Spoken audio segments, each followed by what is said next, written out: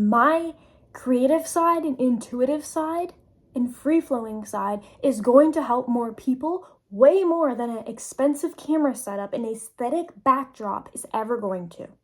I think we place our attention into the wrong things. I think we focus on the external view of it, the thumbnails, the title, the captions, the fast cuts and edits, so that there's no thinking required and all the information is given to you and there's no human connection in front of that.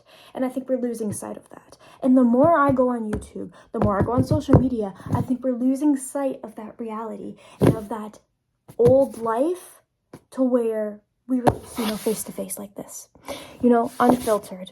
And I'm not going to cut it out if I mess up and stutter because I'm human.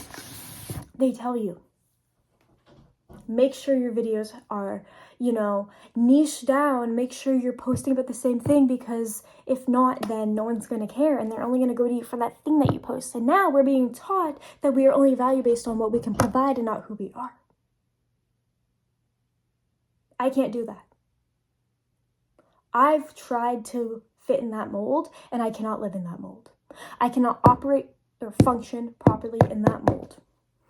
I cannot niche down in videos. I cannot be solely a mental health creator. I cannot solely be a tech creator. I cannot solely be a food creator. I've tried them all individually and I felt lost because I felt like I was leaving parts of myself. I feel like I was leaving parts of myself aside and behind so I could focus on one, and that there's no holistic feeling there. There's no holistic approach. We are very complex human beings,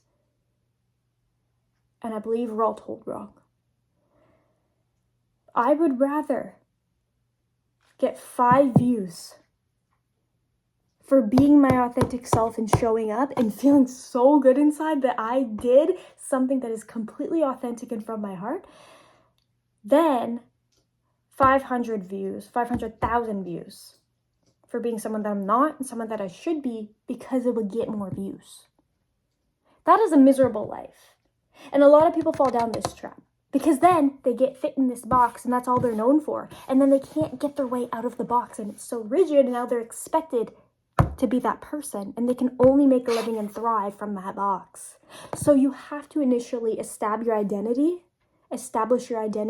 outside of that box and just try everything. And that is what I'm doing. I'm being me regardless, which means I'm going to post one day about food, one day about travel, one day about clothing, fashion, one day about pop culture. And I'm not going to pin myself down. I can't do it. I'm someone that's in this content creator space and the social media content creation space, and I'm not following these rules that they tell you. I cannot do it. And my primary purpose of doing this is showing others that it is safe to be yourself too, and that people are still going to love you if you change one day and you're a different person the next day. Because that is the whole point of Evolve at Alley. We're constantly evolving and we're never rigid. I'm going to... Okay, do you know, my cat is chewing this. Buddy, do you want to come join the video? I just feel like if we want to make this a meaningful field, we have to stop producing what the world wants and producing what we want for ourselves.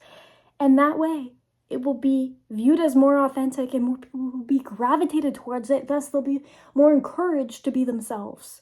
And that will create such a happier community. And I think we need more of that. So, as for me, I'm going to keep being me and keep showing up. Gonna mess up, gonna stutter, gonna sniffle my nose, and I'm not gonna cut it out. I'm gonna be me and enjoy. And I really hope this can inspire you to do the same, to be yourself, and know that you don't have to cut out parts of yourself or filter. You can just show who you are wholly, fully and completely, and still be loved for that. No more hiding parts of yourself.